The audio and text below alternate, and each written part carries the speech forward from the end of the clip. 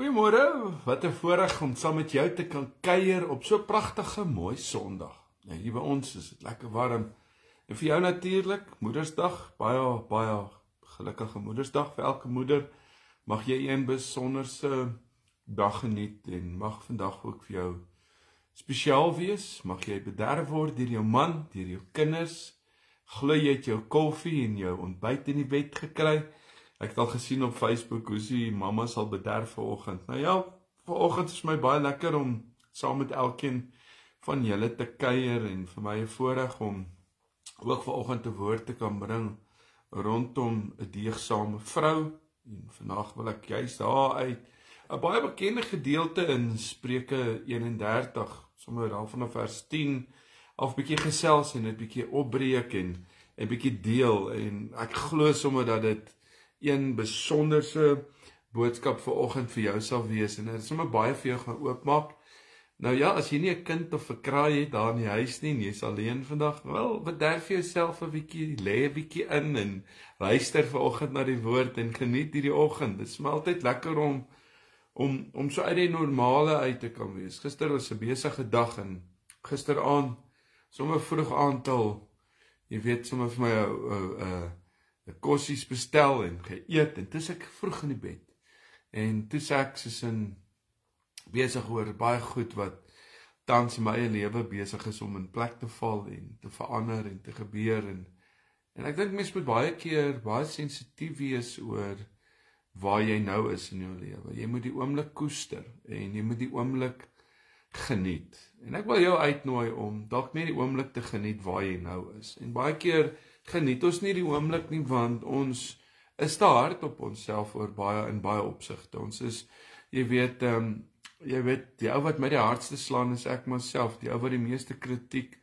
lewer teenoor my is ek myself. Want ons probeer altyd mos verbeter en op 'n standaard, jy weet, handhaaf in ons lewens. En baie keer mis ons die nou oomblik omdat ons te hard is. En moontlik is dit omrede baie goed gebeur het in jou gisters en eergisters in jou lewe. Moontlik is dit omdat jy weet dinge net nie vir jou voel uitgewerk het nie en nou is jy meer hard op jouself, jy's meer ernstig oor jou lewe. Goed en wel. Ons moet nie die nou oomblik mis nie. En ek wil vir jou as vrou dit sê vanoggend om die nou oomblik te geniet. Geniet, haal diep asem, geniet die oomblik, geniet die vreugde, geniet jou vriende, geniet jou familie. Geniet ook juist dan nou, daar waar jy is in jou lewe, die oomblik wat God besig is, om homself in jou te openbaar, wat ons nie altyd raak sien nie, want ons is so geneig om, ons lewe mos al by die môre en die ooremôres en in die toekoms, het ons die nou oomblik vergeet. Vir jou as man, baie welkom, lekker om saam jou ook te kuier, en mag vanoggend jou inspireer, hierdie boodskap ook juist om die priester, die man te wees, om hierdie pragtige vrou wat die Here aan jou toegevoeg het, op te pas, haar te koester, na te kyk en natuurlik wil ek vir jou sê, jy is daar met 'n doel in haar lewe en jy moet haar oppas. Kyk mooi na haar, leer jou kinders wat liefde is, leer hulle wat genade is, leer hulle om hulle ma, om die besonderse voorbeeld te wees vir baie ander. Nou, ma is baie kosbaar. Sy is die een wat maar eintlik die gom is wat alles maar in mekaar hou. Ek het met hoeveel mense al gesels wat sê, kyk, toe my pa sterf, was dit 'n groot verlies, maar toe ons ma sterf, het ons lewens uit mekaar geval. Ons lewens, familie het net elkeen in sy eie rigting begin beweeg. Ongelukkig is dit so. Ek ander jou, ek wil jou salueer vanoggend as 'n ma, as 'n vrou, vir die rol wat jy vervul, en die plek wat jy weet, vol staan in die samelewing. Dit is altyd maklik nie, en vanoggend is dit ook my gebed vir jou as vrou, Here, dat U haar sal kom omvou, en sal styf vashou. Here, omgord haar met krag en met sterkte. Dankie dat U haar paai gelyk maak. Dankie dat U Here Jesus staande hou. Dankie dat U vanoggend, terwyl ek so ook die woord gaan bring, dat U vir elke vrou vir elke dame, vir elke ouma groot, vir elke moeder, en een wat dalk amper 'n moeder is, vanoggend na u toe kom bring, en vir elke vrou, dat u hulle baie gelyk sal maak, en sal sterk maak, en dat die begeertes en behoeftes van hulle harte vervul sal word. Dankie Here vir die vrouens wat daar is in ons lewens, die moeders, die maas, die wat langs ons staan, ons sal die Here hulle in Jesus se naam. Vader, dankie vir u liefde, en dankie ook vir u genade. Dankie vanoggend dat ons by u kan kom stil word, en weet dat dis die beste plek. En so wil ek bid, Here, dat u ook hom en haar oplig en vertroos en versterk, hulle trane afvee, en dan ook vandag, Here, hulle omvou met krag, en dat die Heilige Gees, Here, vooruit gaan en hulle sal lei, in Jesus se naam. Amen. Nou ja, as jy Spreuke 31 nou kyk in jou Bybel, en jy gaan lees dit, dan verklaar dat hierdie die woorde van koning Lemuel is. En jy kan dit maar gaan lees wat sê dat dit 'n woord is wat sy moeder aan hom geleer het. Geen ander melding word van hierdie koning gemaak nie, maar die Joodse tradisie identifiseer hom as Salomo wat geleer was deur sy ma Batseba. Wow. Dit is wonderlik. En ek kan dink hoe ons moeders ons geleer het en ons nog steeds leer. Maar Spreuke 31 vers 10 tot vers 31 is een van, en jy moet nou my volg vanoggend oor wat ek gaan praat, want ek gaan baie Hebreëus inbring, en my woordeskat is nie wat wonders as dit kom by my Hebreëus mee nie. Ek het dit bietjie afgeleer, maar vanoggend gaan ek my bes doen en my beste gee om dalk hierdie gedeelte bietjie oop te maak en te verduidelik, en hopelik vanoggend baie vir jou as man baie uitwys die waarde en eienskappe van 'n goeie vrou wie jy het in jou lewe. Ons besef nie wat ons het tot ons dit verloor nie. En dan vanoggend wil ek ook so vir jou as vrou kom sê, kom vat hierdie gedeelte, kom vir die volgende uur op 'n reis saam met my, of vir hoe lank ek hierdie boodskap vanoggend gaan bedien, en geniet en vat dit en maak dit joune. En as daar dele is wat jy voel, jy en baie tekort skiet, moenie hard wees op jouself nie. Sê dankie dat ek in hierdie posisie is om 'n ma te kan wees, 'n moeder te kan wees. Nou, Spreuke 31, daarvan na vers 10 tot vers 31, is een van die 13 alfabetiese akrostiese gedigte in die Bybel. En dit is baie mooi. Dit is eintlik 'n gedig. Want akrosties beteken dat elke reël begin met die volgende opeenvolgende letter in die Hebreëse alfabet. Nou, Spreuke 31, daai gedeelte van vers 10, hy praat van die moeder van koning Lemuel onderrig haar seun. Dis mooi. Nou, hy praat eintlik hierso word dit genoem die Eset Ahil. Hy praat van 'n deegsame vrou, 'n woman of value. Dis wie sy genoem word. Probeer gou, en ek wil jy moet nou baie mooi hoor wat ek nou sê, so probeer gou daar waar jy sit om 'n nie fantastiese dier te noem wat begin met die letter Q. En jy sal hierdie uitdaging verstaan om 'n akrostiese gedig, jy weet, te skep. Nogal nie so maklik nie. Maar hier is een vrou in die Bybel wat van gepraat word. En ek ek gaan bietjie, ek wil nie oor haar baie uitbrei nie, maar ek wil meer stil staan by Spreuke. En daar's net een vrou in die Bybel, as jy daarna gaan kyk wat verwys word na die Esed Jael, 'n woman of valor, is Rut. Bybel praat van Rut. Sy was 'n behoeftige uitlander, wie daaglikse werk, die insameling op die dorsvloer, wat dit behels het, was om die koring wat agteraf, dit wat oorgebly het, te kom optel.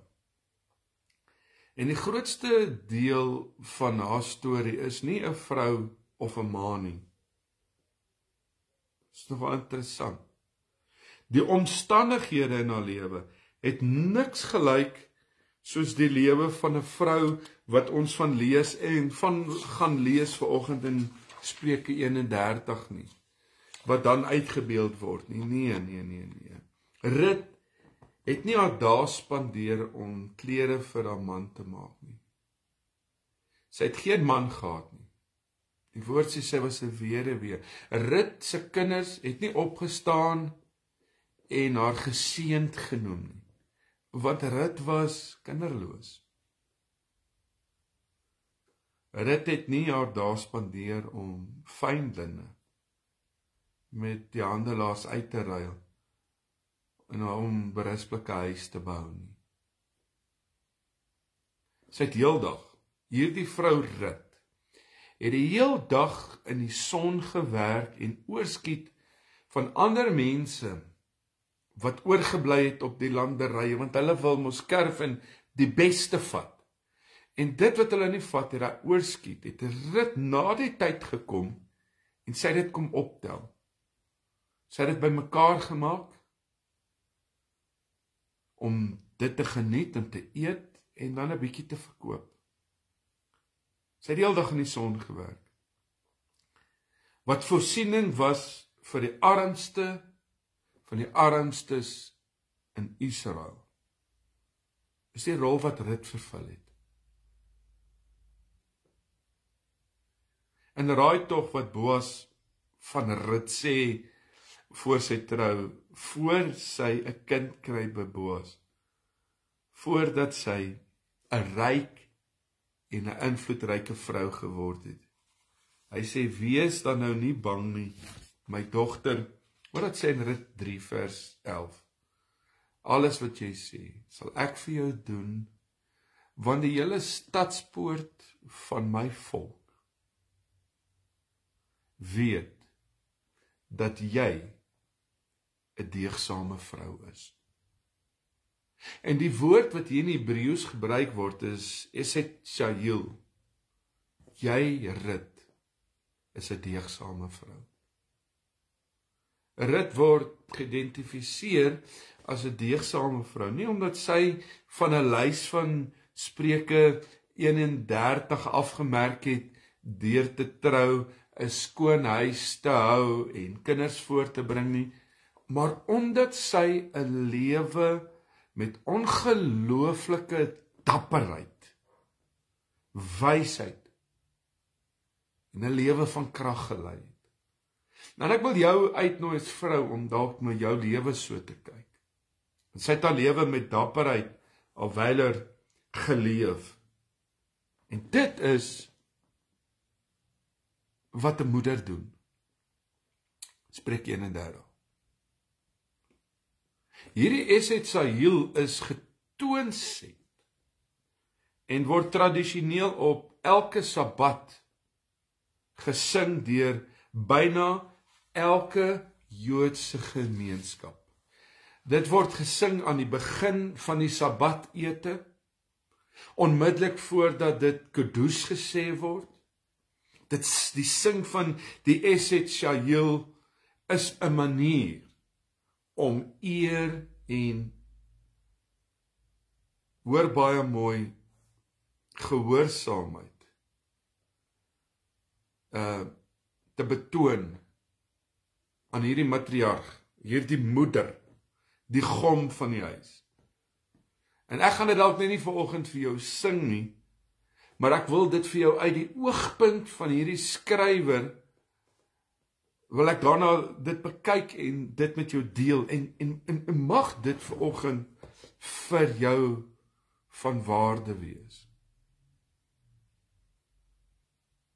Nou hy sê daarso, in vers 10, sê hy, Alef, en hoor wat sê hy, wie sal 'n deegsame vrou vind, want haar waarde is bo korale. Alef, hy sê, wie sal 'n deegsame vrou vind, want haar waarde is ver bo korale. Baie Israeliese vroue tatoeëer hulle met hierdie woorde Eseth Sahil, wat ons vertaal as 'n deegsame vrou, of in Engels 'n woman of valor. En die simboliek daarachter is iemand wat geestelik sterk is, een wat vrugbaar is, en een wat baie letterlik duisende kan voortbring. En sy is 'n goeie spanmaat. En daarom skryf hierdie skrywer en sê, is af waarde ver bo. En dan kom hy in vers 11, hy het gesê Alef in vers 10, hy begin in vers 11 met Bet. En dan sê hy, die hart van haar man vertrou op haar, en aan wins sal dit hom nie ontbreek nie. Bet. Jy sien, ek kyk hier na die hart van haar man. Hy vertrou op haar, en aan wins sal dit hom nie ontbreek nie. Bet beteken eerstens huis, in die sin van 'n gebou. Dink byvoorbeeld aan Bethlehem, wat huis van brood beteken, en hierdie woord beteken ook huis van die Here, of die tempel. En as voorsetsel beteken dit in. So as sodanig is Bet eintlik die heel eerste letter van die Bybel, in die begin. En dit kan egter ook huishouding beteken. Hier is soveel waarde, as ek en jy daarvan in vers 10 af in Spreuke 31 gelees, van vrou en kinders, en dit is waarna hierdie skrywer eintlik vanoggend vandag te verwys vir my en jou. 'n Goeie vrou maak 'n huis, 'n tuiste, 'n plek waar daar lewe, 'n plek waar daar liefde is, 'n plek waar daar omgee is. En daarom sê hierdie gedeelte, vertrou 'n man se hart op haar en glo my.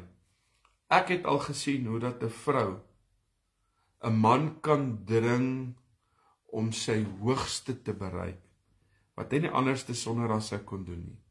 En dan kom hy en hy sê in vers 12, Gimel, sy doen aan hom goed en nie kwaad nie, al die dae van haar lewe. Gimel, sy doen aan hom goed en nie kwaad nie, al die dae van haar lewe. Oh my word, hierdie is vir my vanoggend, is vir my so mooi terwyl ek deur dit gaan en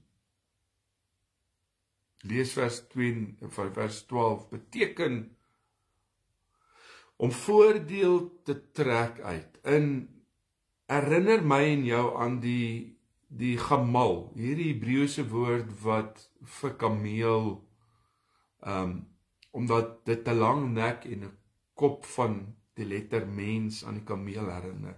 Jy kan na die woord gamal gaan kyk, het lyk amper soos 'n kameelperd.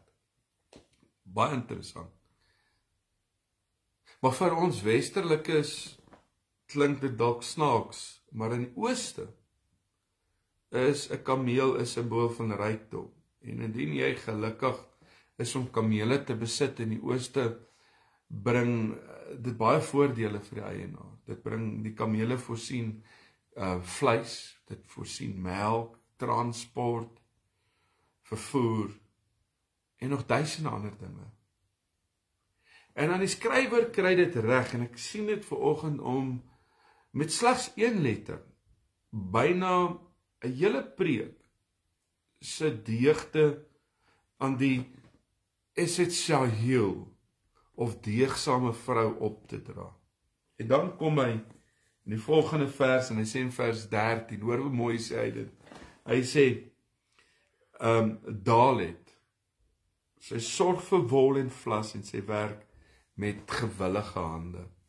Sjoe, ek kyk hierna, die letter Dalet verwys na 'n deur wat oopmaak en sluit aan by die goeie deugde wat by Gimmel of by Gamal aan sy vrou toegeken is, en sy is bereid om die deur vroeg oop te maak, uit te gaan en met gewillige hande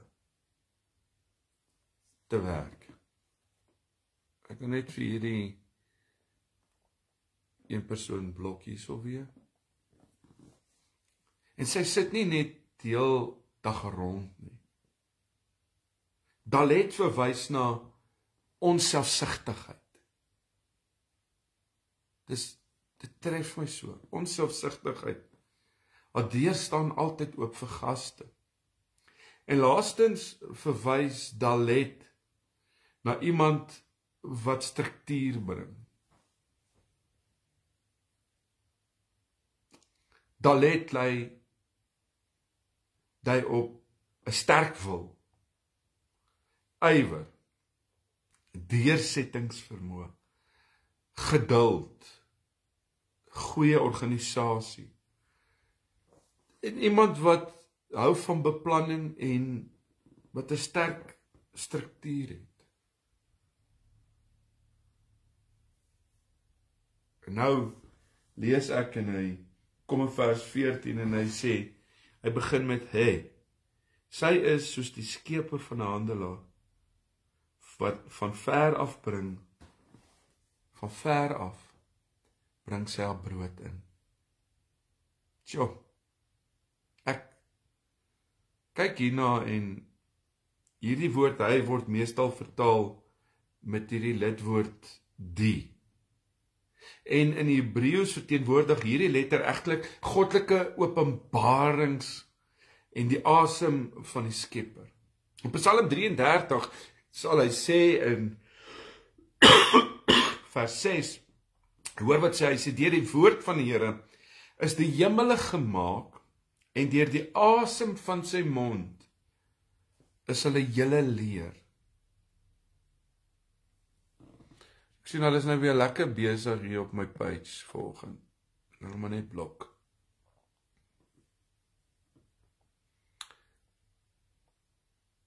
Kom ons gaan aan. Karin Pretorius, sy is ook nou geblok. Die wêreld. Sien, die wêreld is geskep met die uiting van die hy. En hierdie letter kom ook 2 keer voor in God se Hebreëse naam Jahwe. En het daarop 'n spesiale plek. Want die vorm van hy is simbolies 'n tweeling. Eerstens verwys dit na 'n kraal waar binne die skape veilig kan wees. En die opening linksbo verwys na die deur van die kraal. As jy na daai letters gaan kyk in die Hebreëus, skaapwagters in Israel slaap tradisioneel by die deur en enige een wat by die skape wil uitkom, moet eers deur hom gaan. En toe Jesus in Johannes 10 vers 7 gesê het, ek is die deur, sou dit simboliek van hierdie letter hy verwys het. En tweedens lyk hierdie letter ook soos 'n hawe, en dit is dan die simboliek waarin skepe, soos byvoorbeeld, jy weet ons drome wat die brood, die openbarings bring. Jy weet, verwys na goddelike openbaring, wat sy omvang wat sy ontvang en gebruik tot seën van haar. So mooi om te sien, hy bring hierdie orde so agter mekaar en hy sit dit daar neer om te sê, dit is die waardes, dis die deegsame eienskappe van 'n vrou. Dis my mooi. Vanoggend kom die Here en hy kom staan by jou stil as vrou om net met jou te kom deel sy genade en sy liefde en ek wil vanoggend vir jou ook sommer sê, terwyl ons ver vorentoe gaan, God sien jou raak. God sien jou tekortkominge, jou behoeftes, jou emosies, jou kwellinge, God sien alles raak. Hy dra kennis van elke gebed. En vanoggend moet ek myself afvra, as ek op die plek waar God wil hê ek moet wees, of het ek nodig om aanpassings te maak? Natuurlik is dit die begeerte van enige gesin, of dit is eintlik in die struktuur van gesin, is 'n gesin, het 'n man so vrou nodig in sy lewe.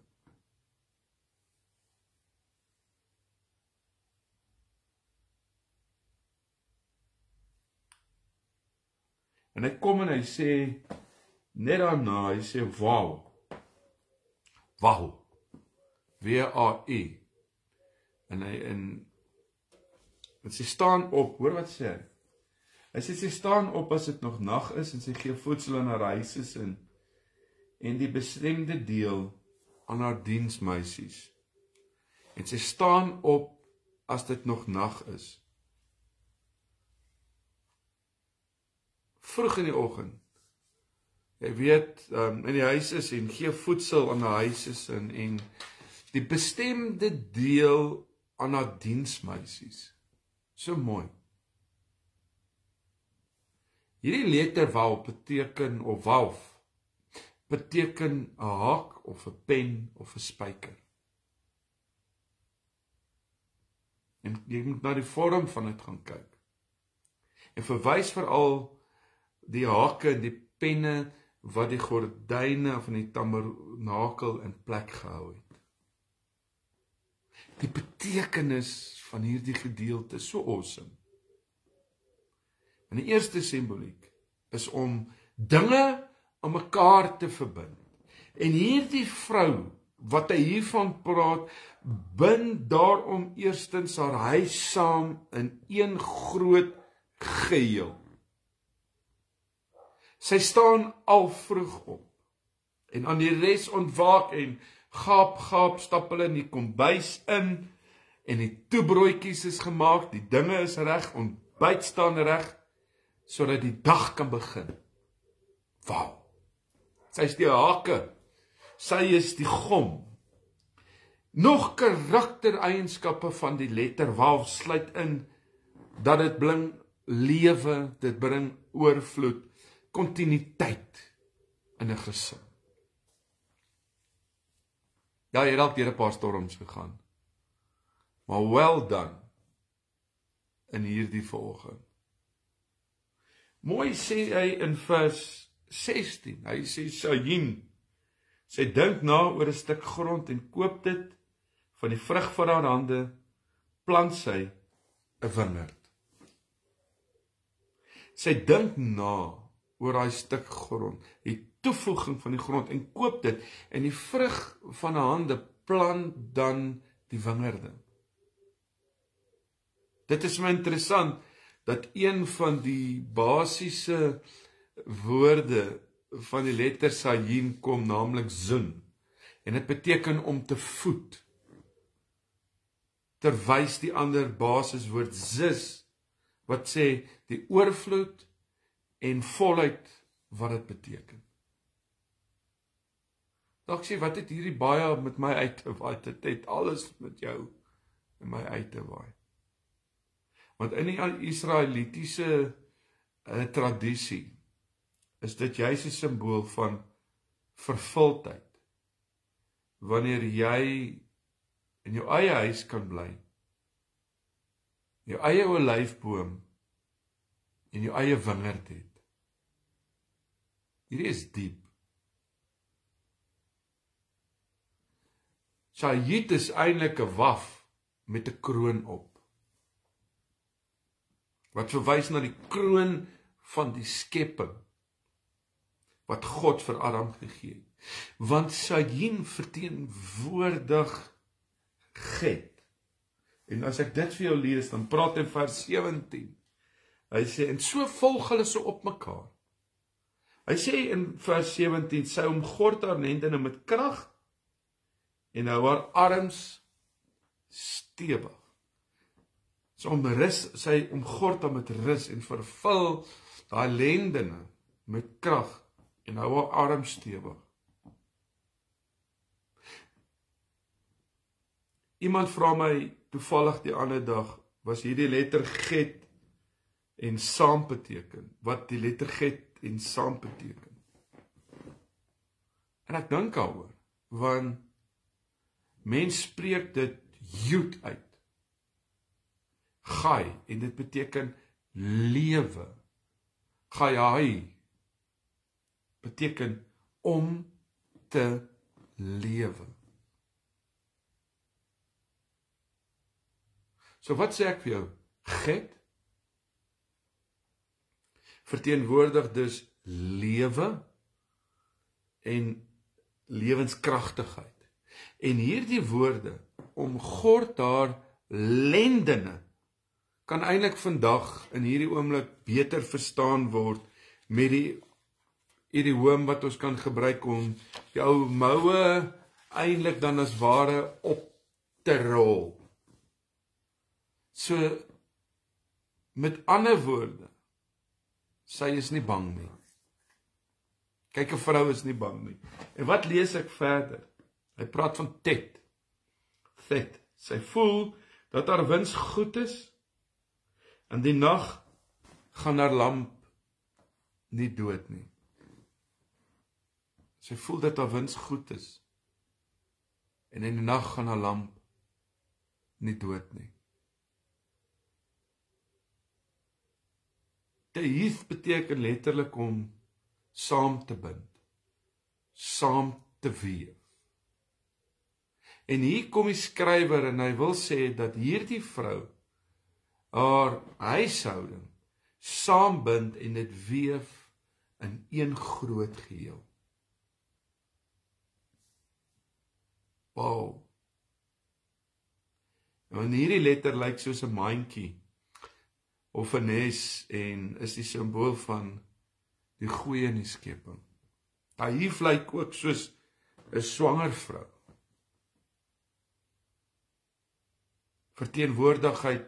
Verteenwoordig die vroulikheid, die swangerskap, die draer, kan ek die woord gebruik, die bringer van nuwe lewe. Haar lamp, wat nie in die nag doodgaan nie. Hy skryf dit en dit simboliseer haar opstaan in die nag om na die behoeftes van haar kinders, haar diensmeisies en ook haar kudde om te sien. Byvoorbeeld die diensmeisies wat kraam of nou kom hy verder en hy praat van Jod en hy sê in vers 19. Sy steek haar hande uit na die spinstok en haar handpalms hou die spoel vas. Skaap of bok wat lam in die nag. Sy steek haar hande uit na die spinstok en haar handpalms hou die spoel vas. Ek wil hê jy moet vanoggend hoor wat ek vir jou sê en dit is die waarde wat die skrif vir my en jou inhou. En as ons dit kan vat en ons 'n liefde kan kweek weer vir die woord en kan koester hierdie, jy's nie net op 'n dag soos vandag om te sê dis 'n Moedersdag en nou gaan jy lekker eet en nou kry maar ietsie in die bed en 'n geskenkie, of lekker perfume of wat ook al. Dis lekker en die kinders kom klim almal in die bed en geniet die tyd saam. Dis goed. Maar dit moet nie net daar ophou nie. Dit moet 'n deurgangs wees. En nou vanoggend kyk ek na hierdie gedeelte in vers 19 en daar is 2 woorde vir hand in Hebreëus. Want die eerste woord vir hand is jod of jod. Dit is 'n toe of 'n gebalde hand soos 'n vuis en verteenwoordig krag en gesag. En dan is daar van waar hierdie woord Juda kom. Juda wat eintlik beteken iemand wat werd is om geprys te word. Jod of Jud verwys na eienskappe soos dinamies, kragtig en 'n bereiker van doelwitte. Sulke mondvol wat ek nou met jou deel. Maar wanneer sy hierdie spoel van hierdie spinstok vashou, is haar hand toe en verteenwoordig dit die gesag van iemand wat haar besigheid, jy weet, bedryf. En dan volg dit op kaf. En hy sê daarso, sy in vers 20, sy brei haar handpalm uit na die ellendige en sy steek haar hande uit na die behoeftige. Wat sy haar hande, jy weet, haar hande hou daai spinstok vas. Gesag van iemand wat haar besigheid, hierdie kaf, sy berei haar suksesvolle bedryf. Is dit nie mooi nie? Haar handpalm uit na die ellendiges en sy steek haar hande uit na die behoeftiges. Hierdie 2 woorde vir hand in Hebreëus is die kaf. In teenstelling met die jud, is die kaf 'n oop hart. Iemand wat vra, en dit is wat hierdie skrywer hier wil uitbeeld. Hy kom en hy sê hierdie vrou se hart en hand is oop om behoeftiges te help. As 'n voorvoegsel beteken hierdie letterkaf 'n voorvoegsel soos in die naam Makaikel. En dit beteken mi, beteken wie, kap beteken is, en soos in El is die eerste gedeelte van hierdie woord Elohim of God. Mikael beteken dus wie is soos God. Wel, vanoggend kan ons baie sê oor dit. Maar hoe kan ons huweliksmaat help om hul beste weergawe te word? Iemand het een keer gesê dat ons mense lief moet hê soos hulle is, maar ook om hulle so lief te hê dat ons nie toelaat dat hulle so bly nie. Ek het iets opgemerk oor plante wat nie groei nie. Hulle is besig om dood te gaan. En Christenmans en vrouens behoort altyd saam ook te groei. Ek hou van wat 'n persoon gesê het, Howard Hendricks, aangesien hy mense altyd wou uitdaag, het hy gesê, hoe het jy positief verander in die afgelope 3 maande? As ons nie verander nie, groei ons nie, en as ons nie groei nie, gaan ons dood. Ons moet aanhou groei, en ons moet aanhou verander in ons verhoudings en in ons huwelike. En elke verhouding moet groei. Elke Christen behoort hulle beste weergawe te word. En ek wil vanoggend vir jou sê as vrou, dat jy die beste weergawe sal word van dit wat God ook wil hê jy moet wees. En jy ook as man, dit te wees, wat God ook vra en verwag van jou.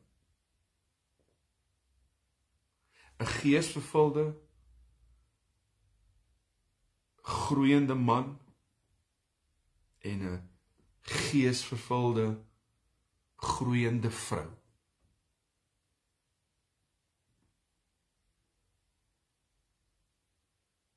En ons help mekaar. Hulle voed mekaar. En dit is 'n wonderlike ding.